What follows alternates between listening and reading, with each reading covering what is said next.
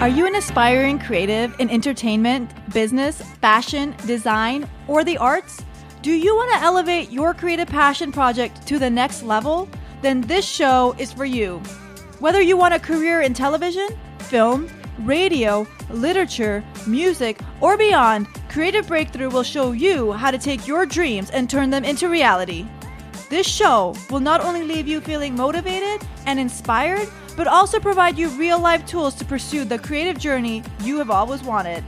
I'm your host, creative coach, and chicken wing lover, Shereen Kassam, aka the Funny Brown Girl. Yes, I have an unhealthy obsession with chicken wings.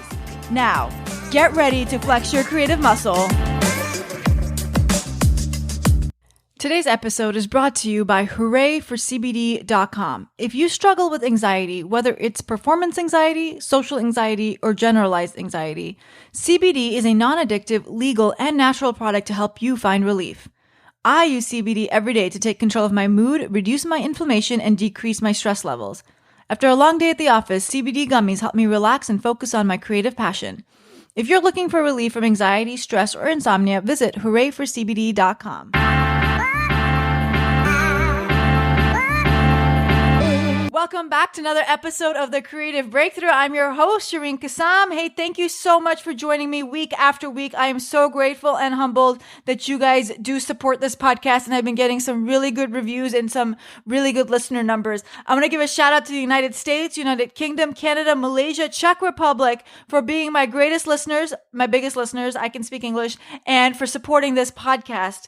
Hey, also, don't forget, I am going to be in Africa, in Kenya and South Africa, the last 2 weeks of April, and the first week of May. And so I am going to take a hiatus on this podcast for 3 weeks. So I will drop an episode next week, but then after that, I will not drop an episode for 3 weeks. And I decided to do this because while I have content ready, I don't know what the internet speeds are going to be in my hotels in Africa. I know they have great Wi-Fi, but sometimes hotel Wi-Fi's are a little bit slower. And so I don't want to take any chances. And so I'm going to go ahead and take the 3-week hiatus to make sure that when I come back, you guys get quality content. Also, don't forget to subscribe to my newsletter. You can go to FunnyBrownGirl.com/subscribe. And in those weekly emails, I am putting in there scholarships, grants, really cool things that creatives can do to get noticed, to get money, get representation, all that stuff. I'm also including articles in there that I find interesting for creatives. But there are 2 really cool competitions that are coming up that I think you guys should be aware of. One, if you are an actor, Universal Pictures Global Talent Development and Inclusion is having a monologue contest. And it's a first on-camera talent competition to identify and develop diverse on-air talent. So if that sounds like you, definitely apply. Submissions are due on April 24th. Now, if you are a filmmaker, Amazon Prime Video has announced it will launch the All Voices Film Festival, a short film competition for U.S. filmmakers from underrepresented backgrounds to compete for a grand prize of $25,000. So definitely sign up for these things if these interest you or you think you are have the right background for these, because this is great money and great representation to get. So definitely get on that. Okay. This week, I want to talk about when is it okay to walk away from something? When is it okay to walk away from your creative pursuit, your passion?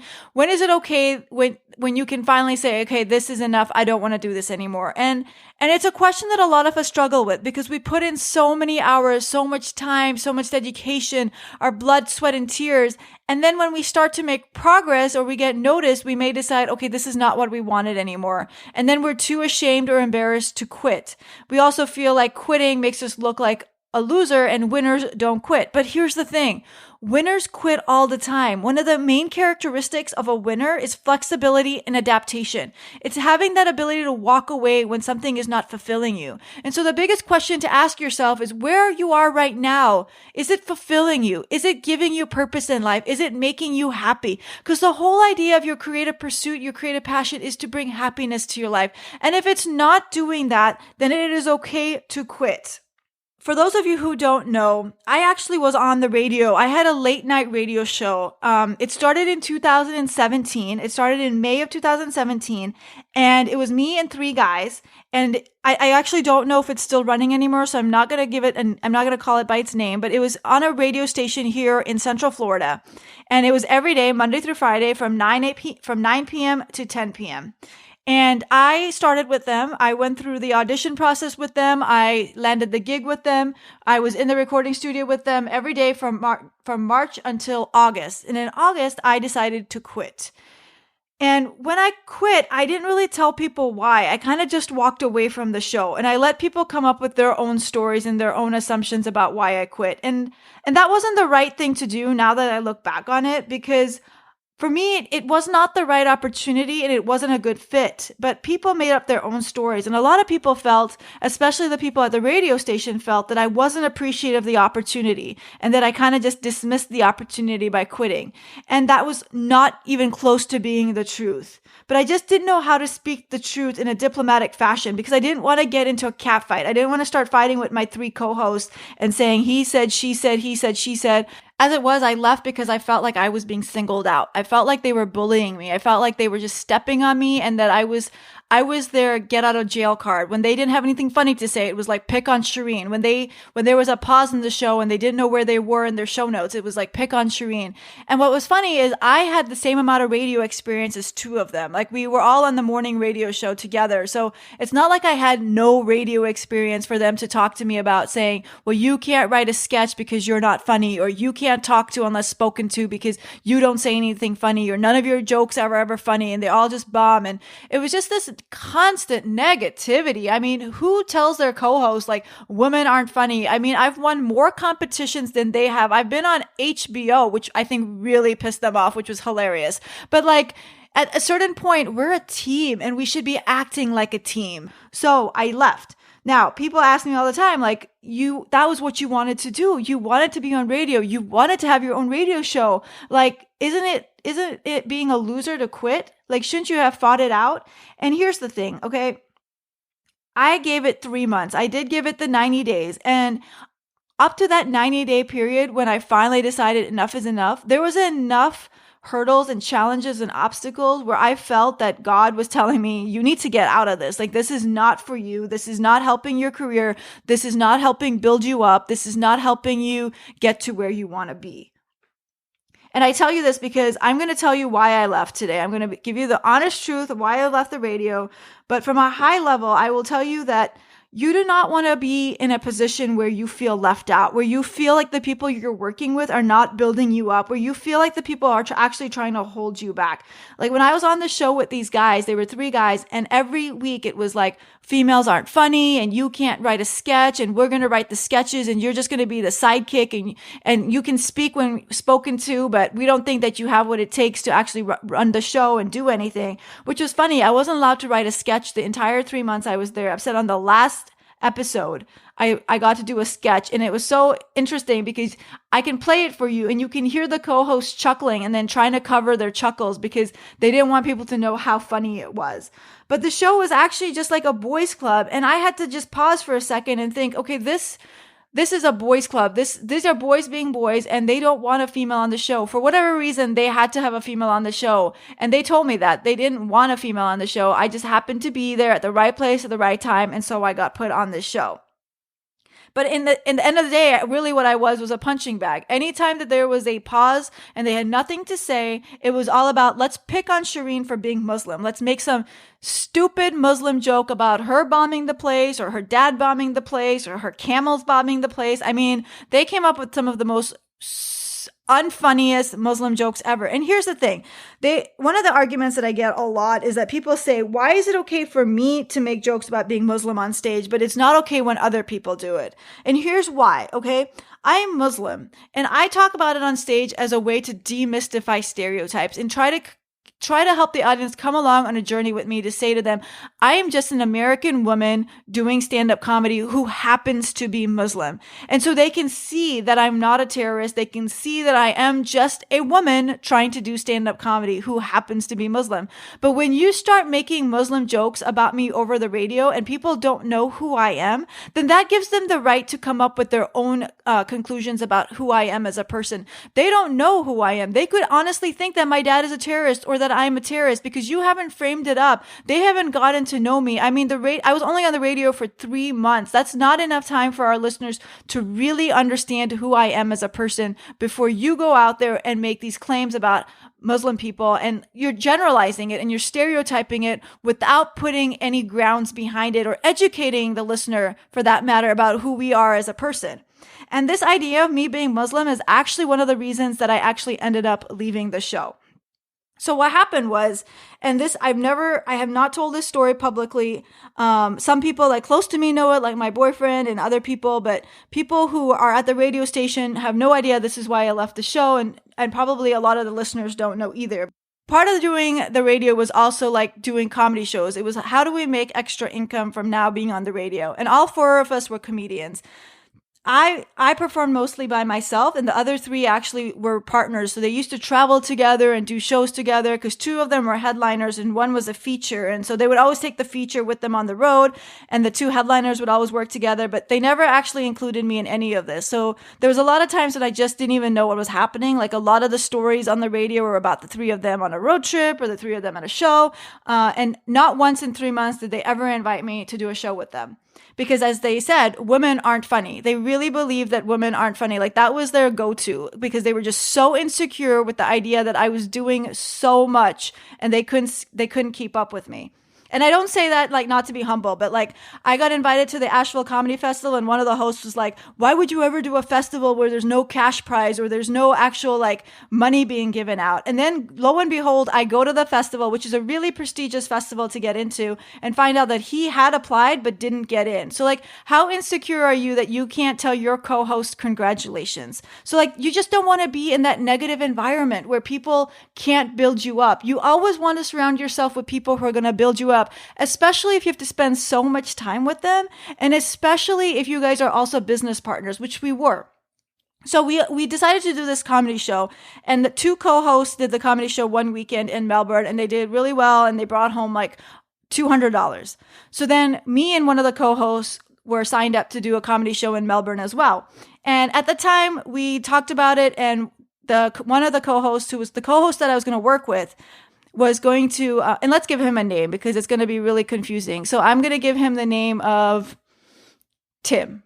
That's not his real name, but I'm giving him the name of Tim. Tim is a headliner. I'm a feature. So I said, hey, Tim, we're doing this show coming up in Melbourne. How do you want to split the cash? We should talk about it now versus like at the show. And he was like, let's just do 50-50. It's no big deal. It's going to be like $200. We'll just split it 100-100. Because he was under the assumption that we were only going to sell like 20 or 30 tickets, just like the other 2 guys.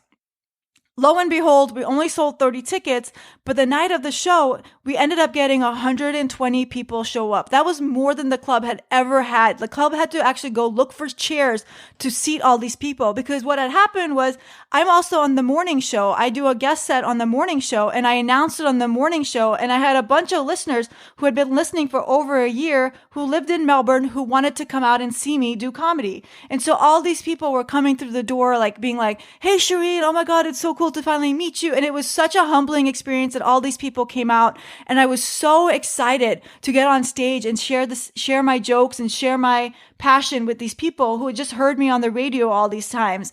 And I was like, this is going to be the best show ever, right? So the show starts, the host gets on stage. She's this Italian girl, pretty new to comedy, and so let's take a step back. So we finally get situated. We're a little late to get the show started because we couldn't get enough chairs.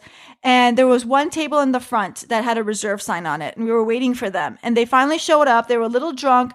It was 13 white people. And I say white people because it's part of the story. And they were probably the only people at the show this night who were not there to see me or Tim. They were just regulars at the club who just happened to come by on a Saturday night. So they take their seat. The host goes up. At this point, I'm outside, like pacing the hallways, like getting ready. So I don't hear all this happening. But supposedly the table in the front was like heckling the host and telling her like, hey, you're ugly. Get off the stage. You're not funny. Like, who let her up there? So she gets off the stage. I get on the stage. And at this point, like when someone's heckling, it's up to the club manager to go say something. And it's up to the headliner also in the feature, if they hear it, to go say something. At this point, the club manager or the headliner have not said anything. So then I get on stage and right away, they are talking nonstop, like loudly, and they're in the front table. So I nicely asked them, can you please stop talking?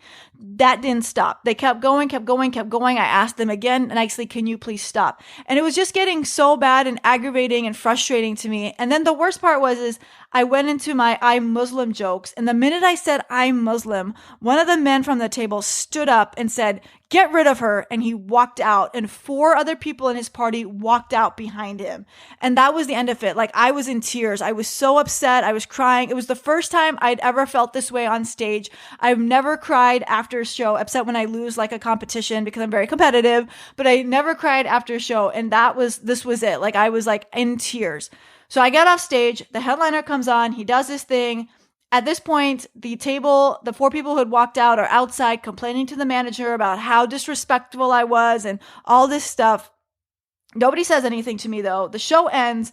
These people come back in. They all take pictures with the headliner, Tim. Now, Tim knows what happened. Tim saw the whole thing, right? But Tim's standing there taking pictures with them, signing autographs, selling them merchandise. And then they come up to me and they start ripping me a new one. Like, you had no right to ruin our night and you totally messed up and this is all your fault that we had such a crappy night. Again, Tim just stands there and does nothing. And Tim is like a 300-pound African-American man. Like, if he wanted to say something, he could have said something, but he chose not to. And so people who were standing there actually got involved. Like, people from the audience got involved and were like, hey, it wasn't her fault. And like, they were the ones defending me. So finally, these people leave. Then I'm like, okay, this has to be the end of it. Like, it's going to be over. It's going to be okay. Tim comes up to me with the cash and he's like, we sold X amount of tickets. Here's the cash from the club manager. I look at the cash, I count it. I realize we're short. Like, we didn't get all the money. Now, I don't know whether the club manager didn't give us all the money or Tim pocketed some of the money. I will never know that. So I'm not going to say that somebody stole money, but somebody stole money. Okay. So now I'm splitting it up 50-50 like we agreed on. And Tim is like, I should get more. And I'm like, why should you get more? And he's like, because I headlined and I did a better job and I brought more people. And I was like, wait a minute. First of all, you did not bring more people. All these people came to see me. And second of all, we agreed 50-50. An agreement is an agreement. Like, you can't go back on your word. And so we fought for like 30 minutes where he tried to strong arm me and not give me my money. And finally, he gave me my money, which still wasn't 50-50. Like, when I counted it, there was a 20 missing, which he said he couldn't break because he didn't have change, which is total BS, but whatever. So anyways, now I'm really pissed because now I'm like, okay, first of all, he's my co-host. I've respected him since I started doing comedy. I've had the utmost respect for him. I've gone to him for advice. He's like one of the kingpins of comedy or for Orlando. Like, I just expected more from him. And for him as a black man not to stand up for me or even say anything, but just sit there silently and take pictures and sign autographs and sell merchandise was just a kick in the gut to me. And then to try to steal money from me and try to strong arm me into giving him more money for whatever reason was just like icing on the cake. Like, I was done. Like, I was just like, this is not what I want to do anymore. So then the night ends. We all go home. Come the day we have to be in the studio, all 4 of us together. I find out that the club owner actually has called one of the other co-hosts and told him that I am no longer allowed to perform at this club anymore because these people were really upset that I was a Muslim person and that I was being rude to them and condescending and that they didn't feel safe. So I'm now banned from this room, okay, for being Muslim. Now, you would think that 3 intelligent men would say, okay, well, if Shereen's banned from this club, we shouldn't perform there anymore because he's a racist. We should go find another venue to perform in. But that is not what happened. Instead, they asked me to call the owner and apologize to him and then call the 13 white people who were upset at me for being rude and condescending, which I was not, and vulgar, which if you've heard my comedy, you will know that I am the least amount of vulgar there is, to apologize to them so that I could be accepted back into this club. And I was like, no, that is not happening. And what was really interesting about this whole thing is that when I found out I was banned from the club, I put it up on Facebook, and people who actually came to the show that night took time out of their schedule to call the club owner and explain to him that it wasn't my fault. They explained to him exactly what happened. They explained to him what I said and what their response was and how they walked out when I said I was Muslim. And that's what friends are. That's what people who support you will do for you. And the fact that my co-hosts couldn't do that for me and they couldn't stick up for me, instead they thought the easiest way to get back on stage was to apologize, just didn't fly with me. And so that's why I left. Like, I literally sat there and was like, if you guys expect me to apologize for being Muslim, I'm not going to do it. That's it. I'm leaving. I'm out of here. And that was it. And a lot of people still ask me, like, do you regret leaving? And no, I really don't regret leaving, because at no point in my life will I ever apologize for the color of my skin, my ethnicity, or my race, or my religion. I just won't do it. And yeah, was I angry? Of course, like I'm getting angry right now, because I deserve to be there. I deserve to be in that studio as much as anyone else. But you know what? At the end of the day, it wasn't a good fit. And I have to be proud of what I've accomplished since then, okay? I left the show in August of 2017. Since then, I've had the opportunity to open for Arsenio Hall. I've been invited to Portugal to host in front of 15,000 people. I've been invited to Chicago, LA, Dubai to perform comedy. I mean, I've gotten to do so many things that I may have not gotten to do if I had stayed at that radio show. And the best thing about it is I don't have to hear on a daily basis how boring or unfunny or unable to write sketches, or just all that negativity is gone from my life. And so I'm telling you this because it is okay to walk away. I know I lost a lot of opportunities when I walked away from the radio. Like a week later, I got a call that I'm not supposed to come in the mornings anymore, and my morning segment got canceled. But you know what? Those are some of the prices you have to pay. And I should have thought about that maybe and worked through it and given people a heads up instead of making such a rash decision. In that moment, when they asked me to apologize for being Muslim, I was so angry that I had to leave. I had to leave with my own dignity and my own integrity and my own ethics. And that's something that you're going to have to deal with in the entertainment business. There are going to be times when your ethics are on the line, when your integrity is being questioned, and you have to do the right thing. You have to be the bigger person. And in that moment, that's what I did. And unfortunately, I've suffered the consequences on the radio, but in my real life, not in my real life, but in life itself, I have done so much more with that time. And I've accomplished so much more that I am here to tell you that if you are in a situation that is not making you happy, that is making you miserable, that you drag your feet to go to, and it is supposed to be a burning desire in your soul, it is your creative passion, it is what's supposed to get you up in the morning, then it is okay to quit. It is okay to walk away.